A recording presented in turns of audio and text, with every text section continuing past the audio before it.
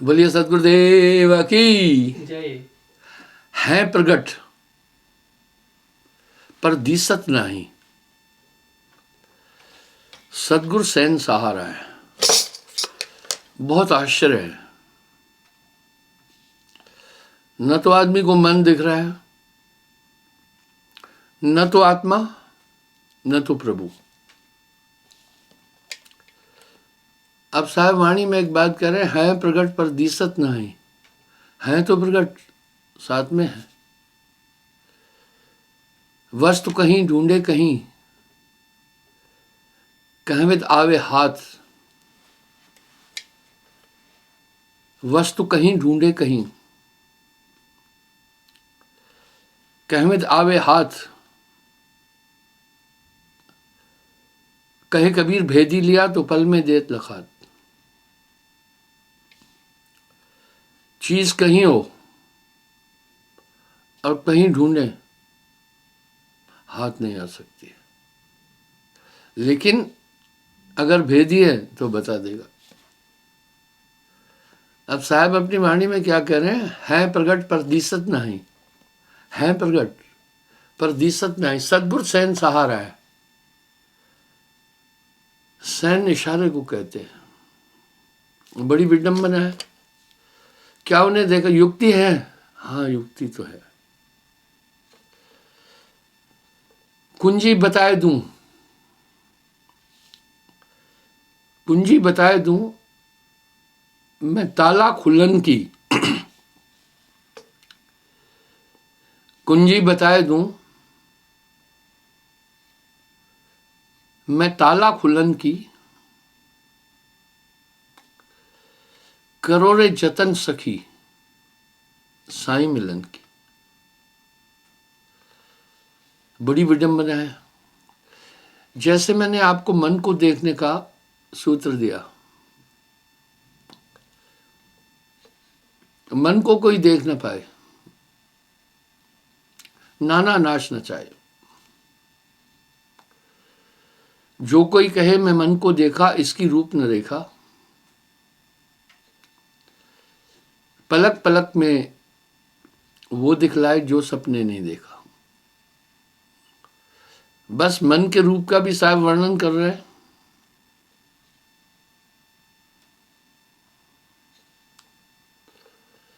संतो तन खोजे मन पाया।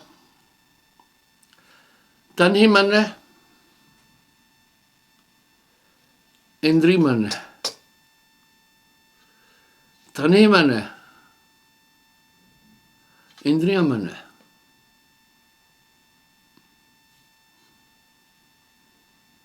ये शरीर भी मन है। मन का दो रूप है। स्थूल में मन तन है। देव निरंजन सकल शरीरा, तामे भ्रम भ्रम रहल कबीरा। देव निरंजन सकल शरीरा, तामे भ्रम भ्रम रहल कबीरा। रोम भी मन है, पूरा शरीर मन है, तन ही मन है। और सूक्ष्म में, स्थूल में ये बॉडी मन है।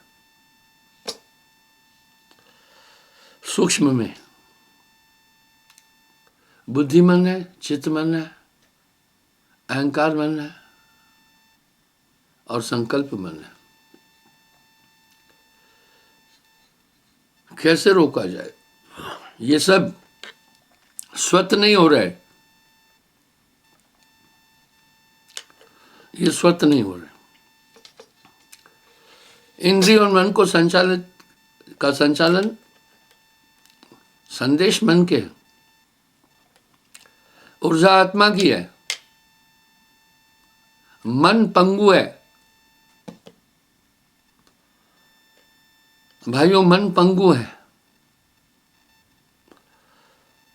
बिना आत्मा की शक्ति के ये कुछ नहीं कर सकता है। कई बार मैंने साहब का एक शब्द दोहराया है, आप अपो आप ही बन लो। जैसे बालक परछाई को दैत्यात्मा या प्रेतात्मा या कोई और जानकर भयभीत होता है, ये भय निमूल है, उसके अज्ञान के कारण उत्पन्न है। बस अज्ञान अवस्था में ये जीव है। वास्तविकता यह है, शरीर से आत्मा का कोई संबंध नहीं है, किसी भी कोण से संबंध नहीं है। शरीर की संरचना पर मैंने कई बार बात बोली है। ये 5 तत्व का बना है, जल, अग्नि, पृथ्वी, वायु, आकाश। 5 में से आत्मा का कोई संबंध नहीं। आत्मा अभौतिक है, इसलिए आत्मा में तत्वों का, भौतिक तत्वों का नितांत अभाव है ही नहीं।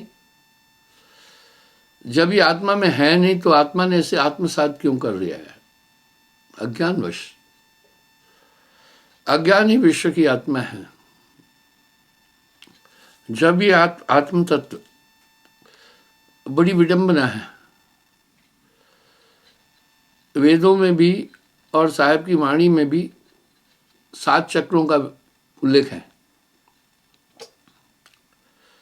मूलाधार चक्र, गुदा स्थान, जहां पर गणेश जी का वास है, अपने वहां काम हो रहा है, सर्व कार्य सिद्धक है। शिशुनिंद्री, जहां प्रजापति ब्रह्मा और सावित्री जी है, सृजन वहां से चल रहा है, सब काम कर रहे हैं बॉडी में। ये पूरा इंस्ट्रूमेंट अभी चल रहा है, लैपटॉप चल रहा है, माइक चल रहा है, एलईडी चल रही है, कंप्यूटर चल रहा है। अगर लाइट चली जाए सब बंद हो जाएंगे। ये पूरा शरीर तो आत्मा की ऊर्जा से चलायमान होता है। हम लोग इस सिद्धांत को भी स्वीकार करते हैं कि आत्मा ही शरीर को संचालित कर रही है। आत्मा की शक्ति से ही शरीर संचालित है। और नाभि चक्र में नारायण विष्णु जी और लक्ष्मी के साथ है। ये पालन करता, आप देखो पेट के द्वारा ही सभी को ऊर्जा मिल रही है, आंखों को, मुंह को, सभी अंग प्रत्यंगों को। अनहद चक्र में शिव जी है, अहंकार के देवता, तमोगुण।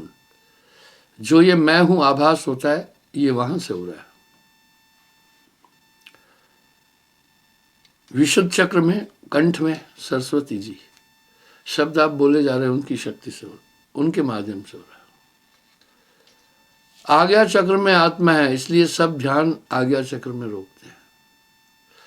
आखिर ये भी कुछ कर रही है नहीं कर रही है, जब लोग न जाने क्यों इस पर चिंतन नहीं कर रहे। यहां श्वासों का आवर्तन परावर्तन आत्मा के द्वारा हो रहा है। वो शरीर को एक ऑक्सीजन और श्वास की जरूरत है, आत्मा को नहीं। यहां आत्मा है, इसने अज्ञानवश अपने आप को शरीर माना है, और जो श्वास ले रही है उससे बॉडी चल रही है। बस आत्मा प्राणों में समाई। वेदों में एक श्लोक है, प्राणेन धरित्र जीवेषु, प्राणेन धरित्र जीवेषु। प्राणों को धारण करने के साथ इस आत्मा की संज्ञा जीव हो गई।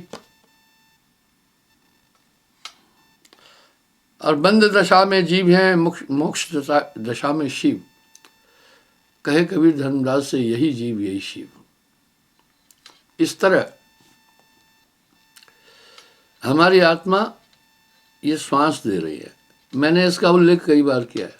ये श्वास जब हम लेते हैं, पेट्रोल वाला हिसाब है, डीजल वाला हिसाब है, कैसे गाड़ी में गाड़ी चल रही, बस सेम है। यही श्वास नाभि में पहुंचकर 10 वायुओं में बदल जाता है। अपान, समान, उदान, प्राण, सर्वतन प्राण, देवदत्त, करकिल, नाग, धनंजय, सबल आदि। ये वायुआ शरीर में काम कर रही है। इससे आंखें काम कर रही है, बोला जा रहा है, बल लगाया जा रहा है, सभी चीजें हो रही है। यानी ऊर्जा आत्मा सप्लाई किया है। प्राण, इसलिए जब किसी आदमी की मृत्यु होती है तो हम सब लोग क्या कहते हैं, इसका प्राणांत हो गया। एक बात और बोलते हैं, इसके प्राणों को यमराज लेकर चला गया। ये उल्लेख भी हम सब करते हैं। न जाने क्यों फिर भी बड़े बड़े विद्वान, शास्त्रज्ञ, वेद वेता इस तथ्य को जानते हैं कि आत्मा आज्ञा चक्र में है, लेकिन तभी भी आत्मा को जानने का उपक्रम नहीं कर रहे हैं। क्यों? मन बाध्य करता है। मन आपको एकाग्र होने में अगर आपकी एकाग्रता और आत्म साक्षात्कार में सबसे बड़ी बाधा है तो मन की है। इसलिए साहब ने मन पर बहुत सुंदर शब्द कह दिए, आपका बैरी मन के अलावा कोई भी नहीं है। हम सब इस दुनिया में बैरी किसको मानते हैं? 3 तरह से नुकसान करे हमारा। पहला फिजिकल, चोट लगा दे, मुक्का मार दे, डंडा मार दे, छुरी मार दे, उसको हम अपना दुश्मन मानते हैं। दूसरा जो फाइनेंशियल, आर्थिक हानि करता है, आपकी खेत खराब कर दी, आपके मकान को डैमेज कर दिया, हम उसको भी बैरी मानते हैं। तीसरा जो हम पर मनोवैज्ञानिक दबाव डाल देता है, वो बैरी होता है। आखिर फिर क्या है, मन क्यों बैरी है हमारा? बड़ी सुस्पष्ट वाणी में साहब कह रहे हैं, तेरा बैरी कोई नहीं, तेरा बैरी मन। अब मन कैसे बाधा डाल रहा है? जैसे अंधकार, विजन, दृश्य देखने में बाधक है, इस तरह मन आत्मा का साक्षात्कार नहीं होने देना चाहता। मन को यह भय है, अगर आत्मा अपने स्वरूप को जान लिया तो ये शरीर पर केंद्रित नहीं होगी, विधेय हो जाएगा। इसलिए बड़ा सजग है मन, आत्म तक जाने नहीं देता है। ये बात मैं कई बार रिपीट कर चुका हूं कि आप ध्यान में बैठकर सबसे पहले सिर्फ एक चीज देखना। बाजे लोग कुछ भ्रमित शास्त्रों का अध्ययन करके वो कहीं धुनों में अपना ध्यान अटकाते, कहीं कहीं अटकाते हैं। यहां साहब ने संकेत दे दिया, अगर आपका ध्यान धुनों में अटका हुआ है, अगर धुनें सुनाई दे रही है तो कोई बुरी बात नहीं है। लोग कह रहे हैं 2 शब्द है, मैं कह रहा नहीं, शब्द 3 है। अब वो व्याख्या क्या देते हैं? धुनात्मिक, जो अंदर में धुन, स्वीट मेलोडी। वर्णनात्मिक, टीका टिप्पणी कौन कर रहे हैं? तत्ववेता नहीं कर रहे हैं, विद्याविद कर रहे हैं, आत्मविद नहीं कर रहे हैं। दूसरा बोल रहे हैं वर्णनात्मक। 2, मैं कह रहा हूं 3 शब्द है। एक है अक्कह शब्द, अक्कह, न धुन है न वर्णन है। सुनिए, शब्द शब्द सब। अब इनको ये भ्रमित क्यों हुआ? वाणी में उस परम पुरुष को भी शब्द कहा, तो उन्होंने कहा फिर परम पुरुष शब्द है तो ये धुने हैं, यही है। यहां वो भ्रमित हो गए।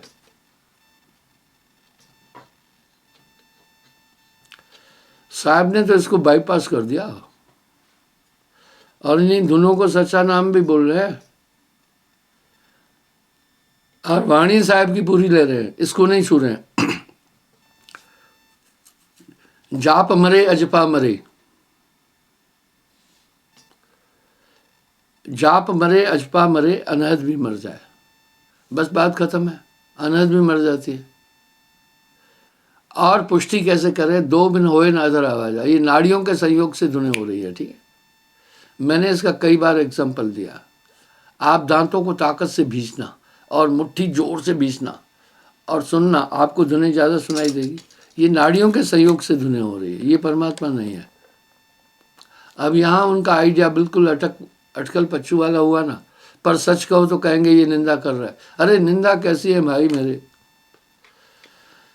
निंदा निंदा सब कहे, निंदा न जाने कोई, जैसे को तैसा कहे वो भी निंदा ना हो। तो इस तरह से आपने उस समय न तो कोई दृश्य देखना है न कुछ, आपने सिर्फ क्या देखना है, गुरु के ध्यान के माध्यम से आपने एकाग्र होना है। आपने एकाग्र होना है। अगर आप एकाग्र नहीं हो पा रहे हैं तो आपने खामोशी से देखना है। आपकी एकाग्रता में बाधक कौन है? जब आप ये देखेंगे तो आपको स्वयं पता चलेगा कि आपकी एकाग्रता संकल्प के कारण नहीं हो रही। कोई संकल्प उठ गया, या तो आप कोई वहां फैसला करने लग गए कि बिटिया की शादी करनी है, या तो अचानक आपको कोई अतीत की घटना याद आ गई, आप उसमें घूमे। फिर अंतिम मन का सबसे विकृत रूप है अहंकार क्रिया। अब आप यहाँ ये सोचेंगे बड़ी देर हुई है बैठे, अब हम थक गए हैं, चलो कल फिर व्यायाम करेंगे। यहाँ साहब सचेतक शब्द में कह रहे हैं। ऐसा क्यों हुआ? ऐसा सिर्फ इसलिए हुआ कि सुखमन मध्य बसे निरंजन मूंदा दसवां द्वारा, ताके ऊपर मकर तार है चढ़ो समार समारा। सुषमना में मन बैठा है। सुषमना में क्यों है? अब ये भी वाणियां सब साहिब की है, किसी के पास अपना कुछ नहीं है। क्योंकि हमारे शरीर में पंच भौतिक तत्व है, जल अग्नि पृथ्वी वायु आकाश। इन पांचों का मुकाम और केंद्र है। पृथ्वी तत्व गुदाय स्थान पर है, उसका केंद्र है वहां। जल तत्व पेड़ू में, वहीं से पूरे शरीर को वाटर सप्लाई होती है। वायु तत्व नाभि में है, वहीं से 10 वायु बनकर पूरे शरीर में ऊर्जा मिलती है। अग्नि तत्व मुख में है, इसलिए डॉक्टर लोग तापमान देखने के लिए भी आपके मुख में थर्मामीटर देते हैं। आकाश तत्व सुषुम्ना में है। अब कलर और चाल भी साहब ने इन तत्वों की बोली है। पृथ्वी तत्व पीला, इसलिए नक्शों में भी देखना पृथ्वी तत्व को पीले रूप में दिखाते हैं। जल तत्व श्वेत है, ऊंचाई से भी देखना तो सफेद दिखता है, श्वेत जल को रूप है। और हरा वायु का रूप है। कभी कभी यात्रा करने वाले उल्टी करते हैं कुछ लोग, तो हरा हरा पानी निकलता है। उसने कुछ हरा तो खाया नहीं, वायु गैस बन गई थी। जब गैस बन गई तो उसने उफान ऊपर फेंका, उल्टी आ गई। हरा। अग्नि तत्व का रंग लाल है, आकाश तत्व काला। इस प्रकार से पांचों तत्व हैं, इनका पांचों का स्थान है। इसलिए सुषुम्ना में मन रहता है। इसका एक काम है कि आत्मा को आगे नहीं जाने देना है।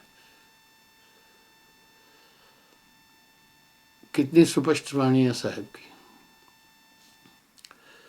सुखमन मध्य बसे निरंजन मूंदा 10वां द्वारा। वो बड़ा तगड़ा चौकीदार है। और आगे साहब कह रहे शून्य महल में घोर अंधेरा, करो नाम उजियारा।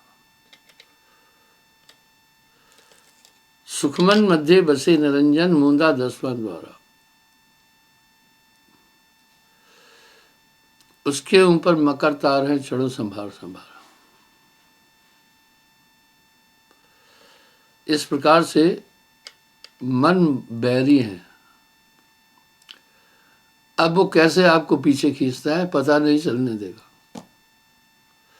जैसे एकाग्रता की तरफ जाओगे बरबस कोई ना कोई संकल्प आपके अंदर आ जाएगा, ये काम करेंगे। हालांकि आप उस समय एक ही अभिप्राय से बैठे थे कि मैं एकाग्र हूं। आप क्यों भूल गए कि मैं एकाग्रता के लिए बैठा था और अब मेरा विचार क्यों बदल गया? ये नहीं सोचता, मन भुला देता है। अगर आपने संकल्प का निरोध भी कर दिया तो फिर बुद्धि में ही आता है। बुद्धि उस समय निश्चय कराने लगती है कि अभी तो ये काम करना था, फलाना करना है, क्या करना है, तुम क्यों इतनी देर बैठे हो? वो बाधा डाल दी। अगर आपने बुद्धि को भी नियंत्रित कर लिया तो तीसरा चित्त आ जाए, बस गई बीती बातें याद आ जाएगी। आप उनके सर्कल में घूम जाते हैं, आप उन्हीं में भ्रमण करने लगते हैं। हालांकि आपका अभिप्राय उस समय ये नहीं था, पर आप घूमने लगे। यहां भी साहब ने सटीक शब्द कह दिया, मन तरंग में जगत भुलाना। पूरी दुनिया मन की तरंगों में घूम रही है। आपने चित्त का भी अगर निरोध कर दिया, अंत में अहंकार आता है, क्रिया। कभी आप कहेंगे अभी पांव सो गया, बड़ी देर हुई बैठे, थोड़ा हिलो। जैसे आपने हिले तो आपके प्राण शरीर में आए और आपकी एकाग्रता भंग हो गई। मन का जब सबसे जटिल रूप अहंकार है। मोटी माया सब तजे, मोटी माया सब तजे, झीनी तजी न जाए। साहब कह रहे मोटी माया सब तजे, झीनी तजी न जाए। पीर पैगंबर ओलिया, झीनी सबन को खाए। ये बहुत झीनी माया है, इसलिए तन और मन एक कह दिया। वाह क्या बात है। जैसे दो गैसें मिलकर जल बन जाती है, इस तरह मन और माया बनकर तन है। मन माया तो एक है, मन माया तो एक है, माया मन है समाया। भाइयों, आपका बैरी मन से बड़ा कोई भी नहीं है। ये आपकी एकाग्रता को विच्छिन्न और भंग करने का पूरा प्रयास करता है और दिखाई नहीं देता है।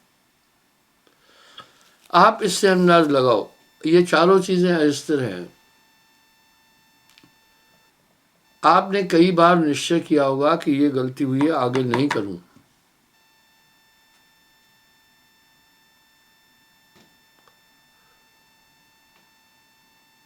वह निश्चय करने वाले आप होते हैं।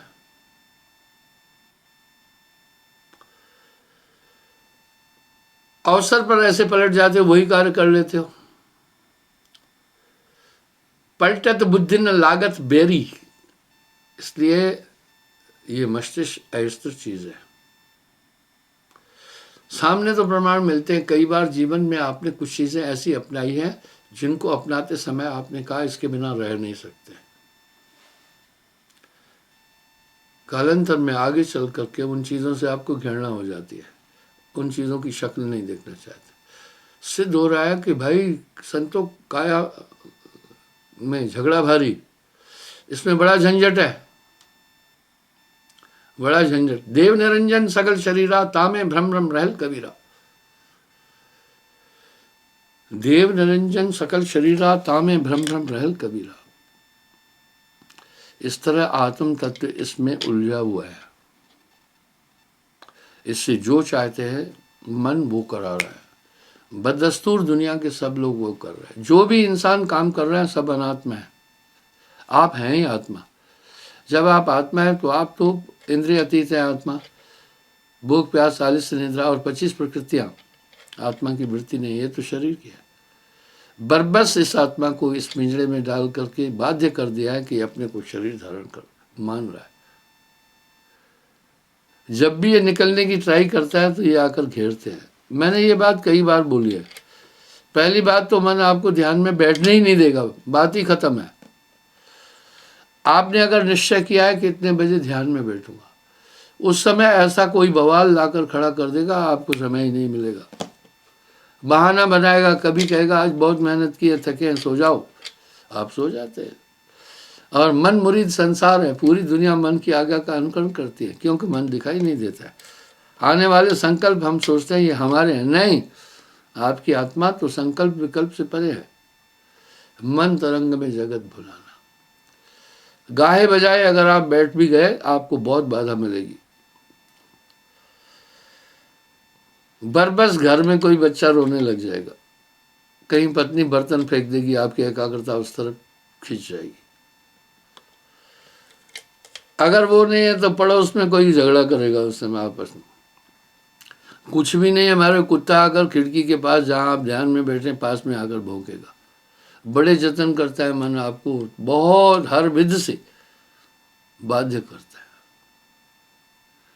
अगर बाह्य अवरोध को आपने रोक लिया तो भीतर भी अवरोध है, कहीं संकल्प उठेंगे, कहीं विकल्प उठेंगे। मानत नहीं मन मोरा,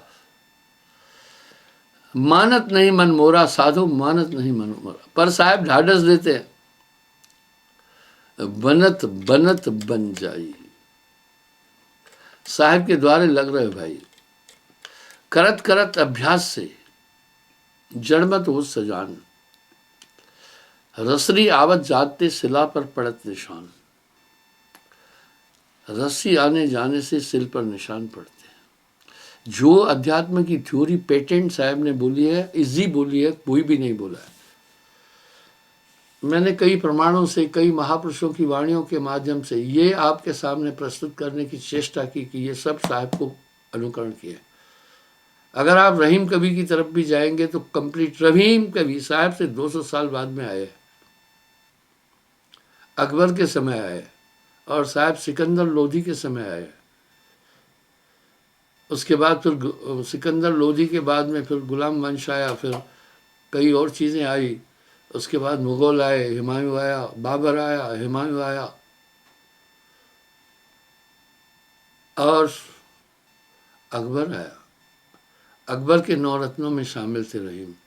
रहीम रहीम कवि का अगर पूरा मंथन करेंगे तो आपको साहब नजर मिलेगा, आएगा। राम रहीमा एक है भाई, काहे करत लड़ाई। तो बंधुओं, इस प्रकार से